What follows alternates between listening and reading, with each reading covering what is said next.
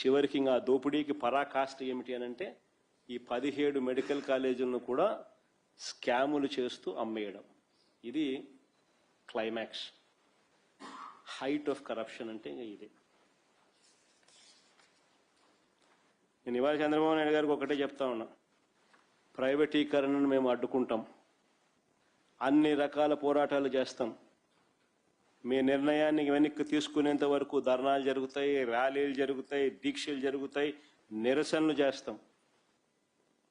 నేను కూడా అక్కడక్కడ పార్టిసిపేట్ కూడా చేస్తా. అన్ని రకాలుగా దీన్ని అడ్డుకునే కార్యక్రమం, అడ్డుకునే ప్రయత్నం జరుగుతుంది.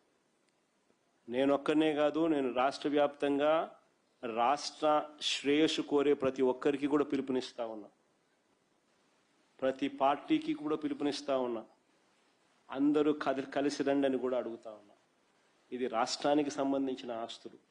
ఈ ఆస్తుల వల్ల ప్రజలకు మంచి జరుగుతుంది. ఈ ఆస్తుల వల్ల ప్రజలకు జరిగే శాశ్వత మంచిని చంద్రబాబు నాయుడు తీసేసే ప్రయత్నం చేస్తూ ఉన్నాడు. దీన్ని అడ్డుకునే కార్యక్రమంలో ప్రతి ఒక్కరూ కూడా ముందుకు రావాలని కోరుతా ఉన్నాం.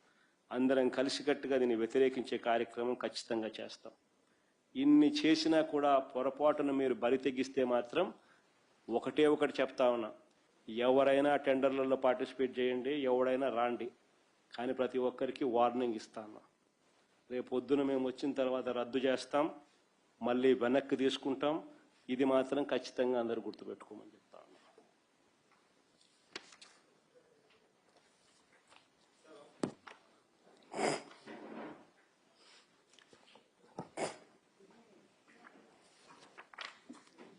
సార్ ఈవీఎంలు